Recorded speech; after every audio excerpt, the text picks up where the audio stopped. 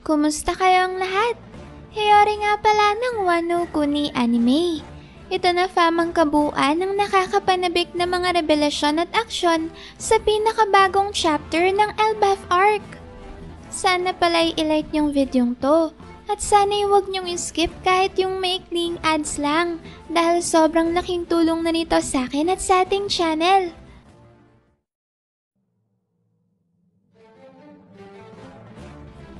Sa pagsisimula nga ng chapter na to, may kagad nating makikita ang Rocks Pirates crew na kasalukuyang inaatake ang isang isla na nagsisilbing main headquarters ng International Philanthropy Federation, isang malaking organisasyon na nakilala sa pagkakawang gawa nito sa may hirap. Mula nga sa malayo ay maririnig natin ang tinig ng mga miyembro ng Rocks Pirates na sinasabing naubos na nila ang lahat ng laman ng vault. Hindi pa nga makapaniwalang isa sa kanila na ganito raw pala karaming mga kayamanan na tinatago ng nasabing grupo. Sa sumunod na panel naman may makikita natin si Ochoku na ngayon ay nire-report sa kanyang mga kapwa Rocks Pirates na nakuha na nila ang lahat ng kayamanan sa isla. Nagmakaawa naman ang isa sa mga miyembro ng International Philanthropy Federation na wag silang nakawan ng Rocks Pirates dahil ang mga kayamanan raw na ito ay ang mga nakalap nilang donasyon para sa mga mahihirap na bata na walang makain. Kaagad namang pinasinungalingan ni Big Mom ang naging pahayag na ito ng miyembro at sinabing kung totoo raw na para talaga sa mahihirap ang mga kayamanang to, ay bakit tinatago lang nila ito sa baul at hindi binibigay sa mga nangangailangan. Pagkatapos yan may madidinig naman natin ang isang tinig na nagmumula sa Dandanmushi na hawak-hawak ni Ochoku na sinasabing pababain raw ulit nila ang elevator dahil sila'y kasalukuyan pang naiwan sa baba. Tila kinainis naman ni Ochoku ang pag-uutos sa kanya ng kanyang mga kasamahan at dito'y tinawag niya ang atensyon ni Shiki para tulungan ng mga ito. Makikita naman natin ngayon ang gulat na reaksyon ni Shiki na sinasabing muntikan na raw niyang makalimutan ng kanyang mga kapwa Rocks Pirates. Subalit imbes nga na pababayan ng elevator ay bigla na lang naghagis ng isang bomba si Shiki pababa sa kinaroroonan ng kanyang mga kasama. Mula naman sa ilalim na bahagi ng gusali ay makikita natin sina Whitebeard, Kaido at Silver Axe na walang kamalay-malay na pinapanood ang pagbagsak ng bomba na inihagis sa kanila ni Shiki. Hindi nagtagal matuluyan na ngang sumabog ang bomba habang makikita naman natin si Shiki na humahalakhak at sinasabing ngayong nabawasan na ang mga miyembro ng kanilang crew ay magiging mas malaki na ang parte na paghahatian ng bawat isa. Sa sumunod na panel naman may makikita natin ang pinuno ng malakultong grupo ng International Philanthropy Federation na ngayon ay galit na galit dahil alam raw pala ng Rocks Pirates ang kanilang ginagawang panloloko sa mga tao. Kaya naman dahil dyan ay tinanong nito sa kanyang mga miyembro kung nasa na raw ba ang mga Marines. Sumagot naman ang isa sa mga to at sinabing malapit na raw dumating ang mga sundalo. Muli namang sumagot ang kanilang pinuno at pinag-utos na gawin nila ang lahat upang wag makatakas ang Rocks Pirates hanggang sa makarating ang perso ng Marines. Sa puntong to naman may bigla na lang bumaba ang mga bakal na rehas na nagsisilbing pangharang sa lahat ng maaring daanan papalabas ng gusali. Kagad namang napagtanto ng Rocks Pirates ang planong pagkulong sa kanila ng malakultong grupo, kaya mabilis na pinatabi ni Big Mom si Stussy papalayo sa mga bakal na rehas dahil siya na raw mismo ang wawasak dito. Subalit bago pa nga tuluyang maisagawa ni Big Mom ang kanyang plano, ay may kung anong kakaibang pangyayari ang biglang nakaagaw sa kanyang atensyon. At sa isang ang makapanindig balhibong eksena ay makikita natin ang buong isla na bigla na lang tumagilid at tila ba humiwalay sa mismong karagatan. At ang mga gusali namang nakatayo dito ay nagmisulang mga toreng nagsasayawan. Habang nangyayari yan may maririnig natin ang tinig ng ilan sa Rocks Pirates crew na tinatanong kung ano raw bang nangyayari at tila ba bigla na lang kinain ngayon ng lupa ang buong isla. Sumagot naman ng iba pang Rocks Pirates at sinabing hindi nila lamon ng lupa ang isla dahil ang kanila raw nararamdaman ngayon ay isang napakalakas na lindol na nangangahulugang ginagamit ng individual na yon ang kanyang espesyal na kakayahan. Dito may makikita natin ng Rocks Pirates na nahuhulog at nagsisitumbahan mula sa kanilang kinatatayuan habang sinisigaw ang pangalan ni Whitebeard. At sa puntong to na nga nakumpirma ng crew na imbes na paglubog sa lupa ay umangat pala ang gusali dahilan upang mapunta ang ilalim na bahagi nito sa ibabaw ng lupa. Ang pagangat naman ng gusali ang siyang naging dahilan upang mapawalang bisa ang mga bakal na rehas at matagumpay na makawala ang mga nakulong na miyembro ng Rocks Pirates. Dito may makikita na rin natin sina Whitebeard, Kaido at Silver Axe na ligtas na nakalabas mula sa ilalim ng gusali. Sinabi dito ni Kaido na ayaw niya man raw aminin ay naiinggit talaga siya sa kayang gawin ng taglay na abilidad ni Whitebeard. Sumagot naman si Whitebeard at sinabing kailangan raw pag-isipang mabuti ni Kaido kung ano man ang pipiliin niyang Devil Fruit ability dahil sa oras na makakain na siya nito, ayun na ang kanyang magiging espesyal na kakayahan habang buhay. Sinang-ayunan naman ni Kaido ang pinayong to ni Whitebeard, habang si Silver Axe naman ay galit na nagtanong kung sino raw bang nagtangkang maglibing sa kanya ng buhay sa ilalim ng gusali kanina. Mabilis namang tinuro ni Ochako si Shiki na ngayon ay kasalukuyang nakalutang sa ere. Galit namang sinigawan ni Silver Axe si Shiki, subalit sa halip na humingi ng tawad, ay pabiro nitong sinabi na masayang-masaya raw siya na makitang nakaligtas pala si Silver Axe. Dagdag pa ni Shiki ay labis-labis nga raw ang kanyang naging pag-aalala para sa kanyang kaibigan dahil may bigla na lang raw sumabog sa loob ng gusali na kinaroroonan nito. Hindi naman nagpadala si Silver Axe sa paglilinlang na ginagawa ni Shiki kaya kagad niya itong inatake. Napasigaw naman si Rock sa pagtatangka niyang sawayan ng kaguluhang nagaganap sa kanyang crew at pagkatapos ay tinanong niya kung nagawa man lang ba ng mga ito na makuha ang mga kayamanan mula sa gumuhong gusali. Kinumpirma naman ng crew na ligtas nga raw ang mga kayamanan, habang si Captain John naman ay bigla na lang tinawag ang atensyon ni Rocks at sinabing pansinin raw nito ang nangyayari ngayon sa dalampasigan ng isla. Dito na nakita ni Rocks na napapaligiran na pala ng mga battleships ng Marines ang buong isla at ngayon ay matagumpay na silang na-corner ng mga to. Dahil dyan may kagad na sinabihan ni Rocks na tumigil na muna sa pag-aaway ang kanyang crew dahil kinakailangan na nila ngayong makatakas mula sa pwersa ng Marines. Nagulat naman ang buong crew nang mapansin na rin nilang napapalibutan na ngayon ng sangkatutak na battleships ng Marines ang kanilang grupo. Nagsimula namang mapaisip si Whitebeard dahil masyado raw atang mabilis ang naging pagresponde ng mga Marines at tila raw ba merong traidor na nagbunyag ng kanilang plano. Napagtanto naman ni Rocks na huli na pala ang lahat para sila'y makatakas. Kaya naman dahil dyan ay napagdesisyonan niyang baguhin ang kanilang plano at sa puntong to na nga sinabihan ni Rocks ang kanyang crew na imbes na tumakas ay direkta na nilang lulusubin ang mga sundalo ng Marines. Dito ay pinag-utos ni Rocks na nakawin ang lahat ng mga kayamanan at pagkain na makikita nila sa loob ng mga battleships at pagkatapos ay saka naman nila palulubugin ang mga ito sa ilalim ng karagatan. Habang nagaganap naman nga ang engkwentro sa pagitan ng pwersa ng Marines at Rocks Pirates, ay maririnig natin ang tinig ng narrator ng kwento na sinasabing sa loob raw ng 2 taon mula nang may tatagang crew ni Rocks, ay meron nang naitalang napakaraming mga malalaking krimen na ginawa ang grupo. Ang ilan nga raw sa mga ito ay ang 16 na raids o pag-atake, 76 na pinalubog na mga barko, 14 na sinunog na mga pantalan, 5 mga syudad na binura sa mapa, 1 kaharian na winasak, 3 bilang ng paglabag sa Article 18 ng International Law, at 25 krimen na palihim na pinagtakpan ng world government dahil sa sobrang takot ng mga ito na mas makilala pa ang Rocks Pirates sa buong mundo.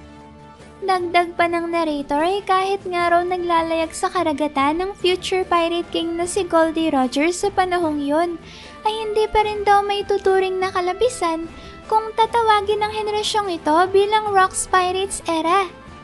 Kasabay naman fam ng nakakagulat na paglalahad na yan ng narrator ay ang pagpapakawala ni Rox ng isang napakalakas na shockwave sa pamamagitan ng kanyang kakaibang sword technique na sinabayan rin naman niya ng paggamit ng kanyang advanced Conqueror's Haki. Pagkatapos yan fam ay bigla namang lumipat ang eksena sa isang bansa sa New World na tinatawag na Enishi. Dito ay maririnig natin ang tinig ng isang Cypherpol agent na sinasabihan si King Harald na umalis na sa bansang yon. Sinabi ng Cypherpol agent na ito na ang lahat raw ng mga bansang hindi kabilang sa samahan ng world government ay itinuturing na lawless areas o mga lugar na walang umiiral na batas. Kaya naman ang lahat raw ng mga taong naninirahan sa mga bansang to ay walang sariling karapatan. Galit namang sumagot si King Harald at sinabing hindi naman raw nararapat na ang world government lang ang siyang magdikta ng lahat ng mga batas na sinusunod sa buong mundo, lalong-lalo na raw at hindi naman kasama sa kanilang organisasyon ng bansang to. Pagkasabi niya ni King Harald ay hiniling niya sa Cypherpol agent na pakawalan na ang mga mamamayan ng nasabing bansa dahil nung panahon raw na nakakaranas ng tagutom ang Elbaf ay isang bansang to sa sumagip at nagbigay ng napakaraming pagkain sa kanila nang hindi man lang humihingi ng anumang kapalit.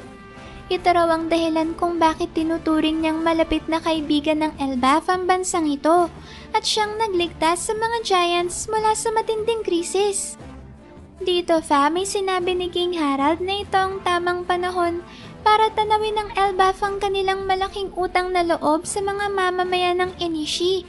Kaya naman wala raw talagang magagawa ang world government para talikuran niya ang kanyang mga kaibigan na pinagkakautangan niya ng buhay ng maraming mga giants. Sumagot naman ang Cypherpol agent at sinabing hindi raw ba umaasa si King Harald na kikilalanin ng world government ang kaharian ng Elbaf bilang opisyal na miyembro nito.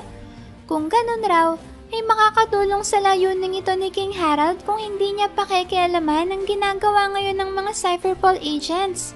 Subalit kung ipagpapatuloy raw nito ang kanyang pagmamatigas at pagtulong sa mga mamamayan ng Enishi, ay siguradong hindi na kailanman magiging bahagi ng world government ang Elbaf.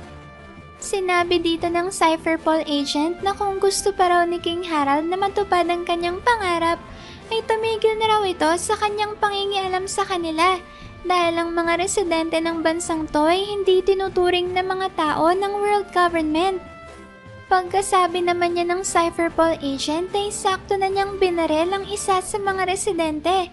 Kaya naman dahil dyan fam ay kagad na sumabog sa galit itong si King Harald at hindi na nga siya nakapagpigil na atakihin ang barko ng Cypherpol agents. Sa kasamaang palad naman fam ay kagad ngang nabaliktad ang kumalat na balita sa mga pahayagan kung saan pinalabas ng world government na basta nalang inatake ni King Harald ang isang inosenteng barko ng walang dahilan. Sinabi sa balitang to na pinakita na raw ni King Harald ang tunay na kulay ng Elbaf at isa lamang raw pagkukunwari ang ginagawa nitong pagsali sa world government. Pagkatapos naman yan fam ay lumipat na ang chapter sa Elbaf kung saan makikita natin ang barko ng Rocks Pirates na nakadaong sa tabi ng tavern ni Aida. Mula naman sa loob ng tavern ay maririnig natin ang malakas na pagtawa ni Rox habang pinapamukha kay King Harald ang ginawang pagbaliktad sa kanya ng world government. Pagkasabi nga niya ni Rox ay tinanong naman niya si King Harald kung bakit raw ba hindi sa loob ng kastilyo ng Elbaf sila nagiinuman. Naging mariin naman ang pagtanggi ni King Harald na sinasabing hindi niya raw hahayaang makapasok sa Elbaf ang isang individual na may masamang reputasyon katulad ni Rox. Sumagot naman si Rox at sinabing hindi na raw niya matiis ang kanyang kaibigan na nagmamakaawa at yumuyuko sa harap ng world government. Kaya naman mas makabubuti raw kung magsasanib persa na lang sila ni King Harald kasama ang buong Elbaf para pabagsakin ang paghahari ng mga Celestial Dragons. Sumagot naman si King Harald at sinabing manood lang raw sa kanya si Rox dahil sinusumpa niyang darating din ang araw at magiging kasapi ng world government ang Elbaf. Natatawa namang tinanong ni Rox kay King Harald kung iniisip raw ba nito na ang kanyang pagpapakalbo ay kikilalanin ng world government bilang pagpapakita ng kanyang katapatan sa kanila. Umamin naman si King Harald na kahit pala si Garp ay pinagtawanan rin ng kanyang ginawang pagpapakalbo. Sumagot naman si Rox at tinanong si King Harald kung alam ba nito kung gaano kinamumuhian ni Garp ang mga Celestial Dragons sa kanyang pinagsisilbihan bilang isang sundalo ng Marines. Ito nga raw ang dahilan kung bakit mas nararapat na maging isang pirata na lang si Garp. Pinagtanggol naman ni King Harald ang world government at sinabing sa laki raw ng organisasyong to ay hindi maiiwasan na magkaroon ng mga basura sa mga nakakataas. Subalit naiiba raw ang Marines dahil ang karamihan sa mga ito ay ginagawa ang lahat ng kanilang makakaya upang ipagtanggol ang mga pangkaraniwang tao. Dagdag pa ni King Harald ay nagsimula na nga raw ang Marines na tumanggap ng mga sundalong Giants mula sa Elbaf, katulad na lang ni John Giant. At kung siya nga raw ang masusunod, ay magpapadala pa siya ng mas marami pang malalakas na mga mandirigma mula sa Elbaf upang sumali sa pwersa ng Marines, dahil alam niyang makakatulong ang mga ito sa pagtatanggol sa karapatan ng mga naaapi sa iba't ibang bahagi ng mundo. Pagkasabi niya ni King Harald ay sumagot naman si Rox at sinabing ayaw na raw niyang makaharap ang pwersa ng Marines kapag mas dumami pa ang mga mandirigmang Giants na miyembro nito. Sa sumunod na panel naman may pinakiusapan ni Rox si Aida na kumbinsihin nito si King Harald na itigil na ang kanyang ambisyon na maging kasapi ng world government ang Elbaf. Sumagot naman si Aida at sinabing kung sakali man raw na anak niya si King Harald ay ipapayo niya na piliin ito ng mabuti ang kanyang mga kaibigan. Muli namang sumagot si Rox at sinabing wag naman raw siyang patamaan ni Aida. Habang sinasabi naman ni Aida ang mga katagang Yanfa, may sakto namang pinakita sina Hyrule at Prince Loki na tahimik lang na nakikinig sa labas ng tavern. Sa puntong to naman may biglang lumipat ang eksena sa Marine Headquarters, kung saan maririnig natin ang tinig ni Commander-in-Chief Kong na sa panahong ito ay isa pa lamang Admiral ng Marines. Dito ay pinaliwanag ni Admiral Kong ang naging dahilan ng Five Elders kung bakit hindi nila tinatanggap ang Elbaf bilang kasapi ng world government. Pinunto raw sa kanya ng Five Elders ang panganib na dala ng mga Giants sa oras na mamuhay na ang mga ito kasama ng mga tao.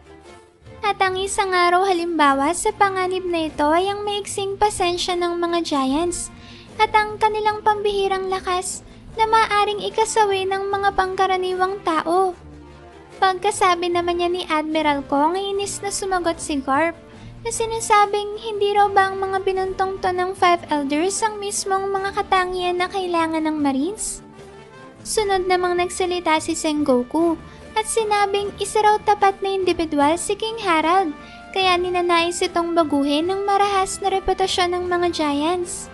Sumagot naman si Ochuru at sinabing meron daw siyang nasagap na balita na sinusubukan ni Rox na ma-recruit si King Harald sa kanyang crew. Sinabi ni Ochuru na kapag tuluyan ng sumama kay Rox si King Harald, ay wala na raw talagang pag-asa na mapigilan pa ng Marines ang Rox Pirates. Habang sinasabi naman nga yan ni Garp, Sengoku at Ochuru, ay pinakilala naman sila bilang mga Vice Admirals ng Marines sa panahong to. Dito may tinanggap ni Admiral Kong ang mga sentimiento ng tatlong Vice Admirals. Subalit wala na raw talaga siyang magagawa tungkol sa bagay na to. Pinunto pa nga ng Admiral na ayon nga raw sa kasaysayan ay hindi talaga may tatanggi ang pagiging violent at mababangis ng mga Giants. Galit namang sumagot si Garp at sinabing yun nga raw ang klase ng lakas na gusto niyang maidagdag sa kanilang sandatahang lakas. Dito may sinabihan pa ni Garp si Admiral Kong na ano pa raw ba ang kanyang hinihintay at bakit pa hindi pa niya sinasama ang Elbaf bilang opisyal na miyembro ng world government.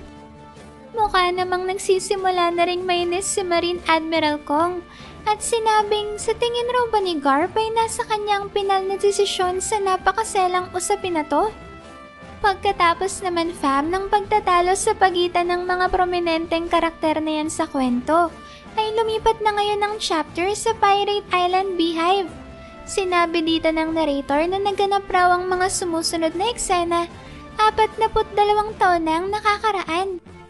Dito fam ay maririnig natin ang pagkakagulo ng mga pirata tungkol sa isang nakakagulat na balita na gumimbal sa lahat.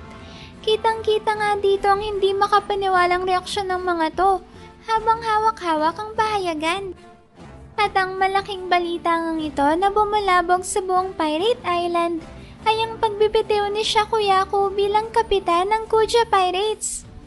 Kaya pala fam gano'n na lang ang pagkadismaya ng mga pirata sa nasabing balita ay dahil mawawala na raw sila ng tsansa na makasalubong nila si Shakuyaku sa gitna ng kanilang paglalayag sa karagatan. Makikita natin dito ang napakatinding reaksyon ng mga pirata na tila ba halos masiraan ng mga ito ng bait. Dito fam ay para bang biglang gumuhong pangarap ng mga pirata dahil ang dahilan lang raw kung bakit nagsimula silang maglayag at mamuhay sa karagatan ay upang tumaas ang tsansa na malusob sila ng Kuja Pirates na pinamumunuan ni Shakuyaku. Subalit ngayon na hindi na si Shakuyaku ang kapitan ng Kuja Pirates, ay para bang pakiramdam ng mga piratang to na sinayang lang nila ang kanilang mga buhay. Sa sumunod na panel naman fam ay makikita natin sina Big Mom at Gloriosa na nagiinuman. Dito ay sinusubukang unawain ni Gloriosa kung ano raw bang naisipan nitong si Shaki at bakit bigla na lang tong nagbitiw bilang kapitan ng Kuja Pirates. Napatanong naman sa kanya si Big Mom at sinabing hindi raw kaya katulad ni Gloriosa ay umalis din sa Kuja Pirates si Shaki dahil may hinahabol itong isang lalaki na bumihag sa kanyang puso. Nasabi pa nga dito ni Big Mom na mukhang ang pag-ibig lang raw palang siyang magpapabagsak sa mga mandirigma ng Kuja tribe. Seryoso namang sumagot si Gloriosa at sinabing hindi na raw siya nagtataka kung walang nalalaman si Linlin tungkol sa pait na dala ng pag-ibig, lalo na't may kukumpara sa pagputok ng mga butil ng popcorn ang dami ng nailuwal nitong sanggol. Nakakatawa naman fam na makikita rin natin sa eksenang to ang cute na batang Katakuri na kasalukuyang nakatayo sa balikat ni Linlin at ang batang sina Oben at Taifuku sa magkabilang tabi naman ni Gloriosa. Dito fam ay nagpatuloy sa kanyang pagsasalita si Gloriosa na sinasabing kilala raw niya si Shaki at siya nga raw ang tipo na hindi basta-basta madadapuan ng love sickness. Subalit kung sakali man raw na ganun nga ang nangyari, ay hindi niya raw mapapatawad si Shaki sa oras na si Roger din ang lalaki na inahabol nito. Pagkasabi niya ni Gloriosa ay bigla namang sumabat si Stassi at sinabing bakit raw ba si Shaki na lang palagi ang bukang bibig ng mga tao.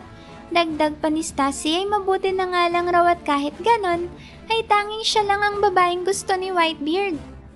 Kaagad namang sumagot si Whitebeard at sinabing wala naman raw siyang gusto kay Stassi.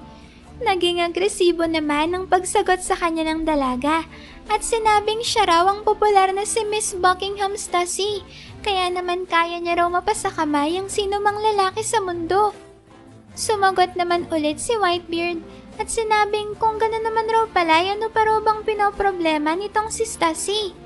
Muli namang sumagot ang dalaga at sinabing ang problema nga raw ay si Whitebeard lang ang kanyang gusto. Pagkatapos naman ng bangayan ng mga miyembro ng Rocks Pirates, ay bigla na lang nagsimulang magkagulo sa buong Hachinosu nang mapansin ng mga pirata na dumaong pala sa baybayin ng isla ang barko ng Kuja Pirates.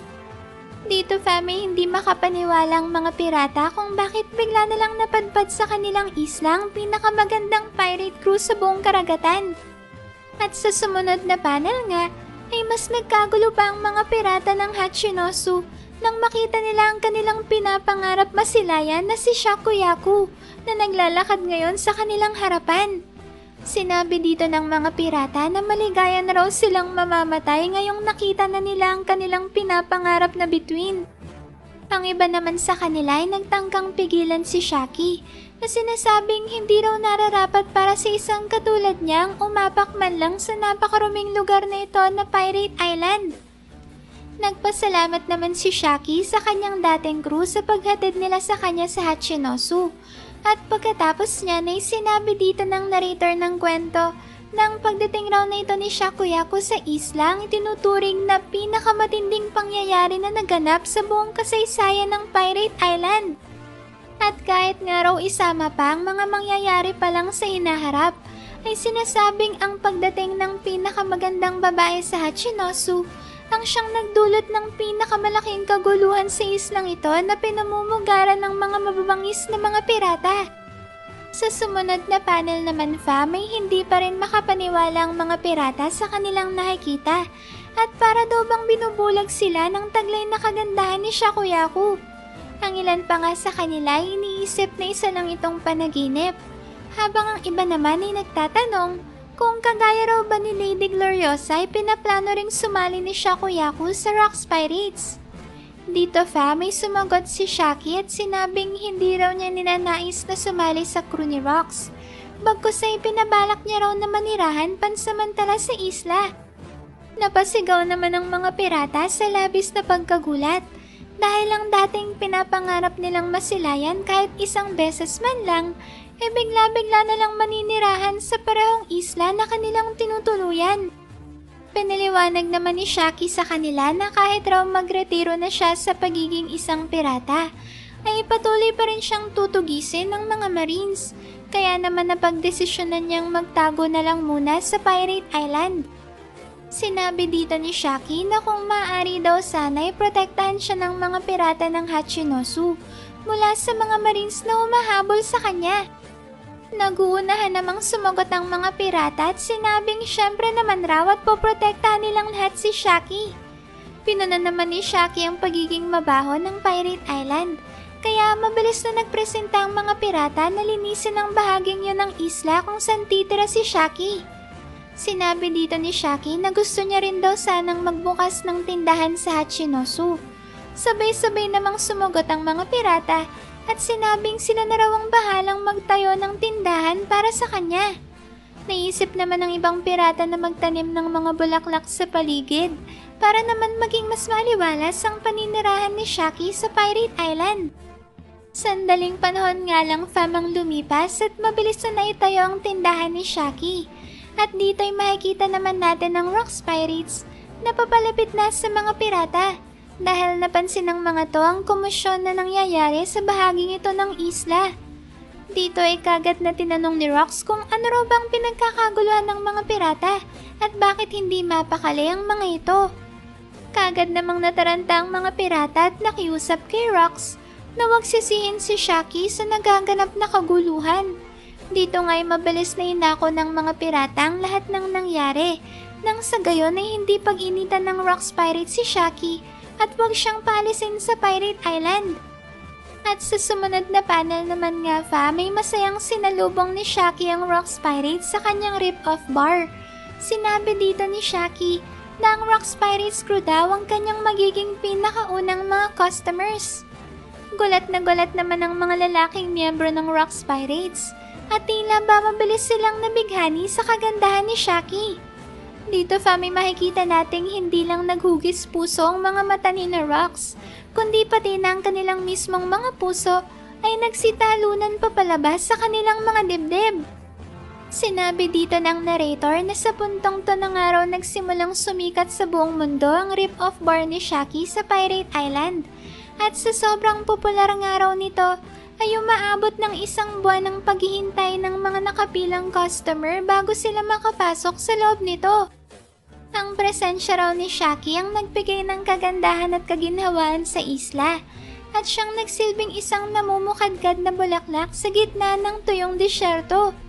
Ito raw ang dahilan kung bakit si Shaki ang tinuturing na hindi mapapalitang kayamanan ng mga pirata na ang Pirate Island ang siyang nagsisilbing tahanan. Yun nga lang ay sa kasamaang palad, katulad rin ng ginto at diamante, ay maaari ding manakaw ang natatanging kayamanan na ito ng Pirate Island. Ang mismong pahayag na yan, fam, ng narrator ng kwentong dahilan kung bakit maraming One Piece fans ang naniniwala na si Shaki nga ang kayamanan ng Hachinosu na ninakaw ng world government at siya namang naging mitya ng naganap na makasaysayang God Valley incident. Katulad na rin nga ng nasabi ni Garp sa nauna ng flashback ng human hunting game ng mga Celestial Dragon sa God Valley, ay ninakaw ng world government ang itunuturing na kayamanan ng Pirate Island. Kaya naman natural lang daw na balikan sila ng mga pirata upang bawiin ang kayamanang ito sa kanila. At yun na nga fam, si Shaki.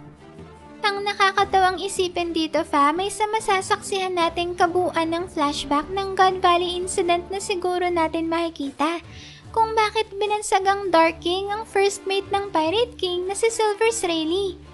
Kung ginalit ng mga Celestial Dragons ang mga pirata sa Pirate Island dahil sa pagnanakaw nila sa kanilang kayamanan na si Shaki, ay mas lalo naman sigurong mag-aapoy sa galit ang mismong individual na nakatuluyan nito. Kaya naman nakakasabik na talagang makita kung paano nga ba tinawag na Dark King si Rayleigh, na sigurado namang may direktang kinalaman sa pagiging King of Hell ng first mate ni Luffy na si Zoro. Lalong-lalo na fam, at bago pa nga mag-umpisa ang flashback na to, ay nauna ng pinuno ni Scopper Gaba ng taglay ng Conqueror's Haki ni Zoro. Kaya talagang mataas ang tsansa na malaki ang pagkakapareho ng pagiging Dark King ni Rayleigh at ng titulong King of Hell ni Zoro. Sa pagpapatuloy naman ng chapter fam, ay lumipat ang eksena sa Room of Authority sa loob ng Pangeas Castle sa Marishua, kung saan makikita natin ang 5 elders na nagpadala ng mahalagang mensahe kay King Harald. Sinabi sa mensaheng ito na maaari na raw matanggap ang Elbaf bilang opisyal na miyembro ng world government sa isang kondisyon. At ang kondisyong ngang ito ay kung papaslangin ni King Harald ang buhay ni Roxley Sebek. Grabe fam, mas lalo na talagang nagiging exciting ang flashback na to ng era ni na Rox at King Harald. At mukhang malapit na rin nating masilayan ang pinakaabangan ng lahat na God Valley incident. Ano sa tingin niyo fam? Magagawa nga kaya ni King Harald na pagtaksila ng kanyang kaibigan alang-alang sa kanyang ambisyon? Alam niyo fam, mukhang magugulat kayo sa kasagutan sa tanong na yan dahil narito na nga ang mga pasilip natin para sa paparating na chapter 1158. At ang chapter na to ay may pamagat na Rox vs Harald. Makikita natin dito fam na tinanggap na nga ni King Harald ang kondisyon ng world government kaya nilabanan niya si Rox. At sa kabila naman ng pagiging isang pirata ni Rox, ay inutusan niya pa rin ang kanyang crew na wag makialam sa laban nila ni Harald.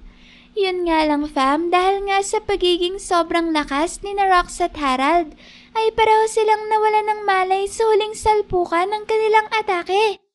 Malalaman rin natin sa chapter na to fam na na-in-love pala si Rox sa isang babae at hindi nga nagtagal ay sinilang ng babaeng ito ang kanilang anak at yun na nga si Blackbeard. Ang ilan pa sa mga highlights ng chapter na to ay ang enkwentro ni Roger kay Rox sa Pirate Island at ang matinding revelasyon na si Gecko Moria pala ay kabilang sa Kuzuki clan at siyang pangalan ng bayani sa libingan na binisita ni Yamato sa cover story.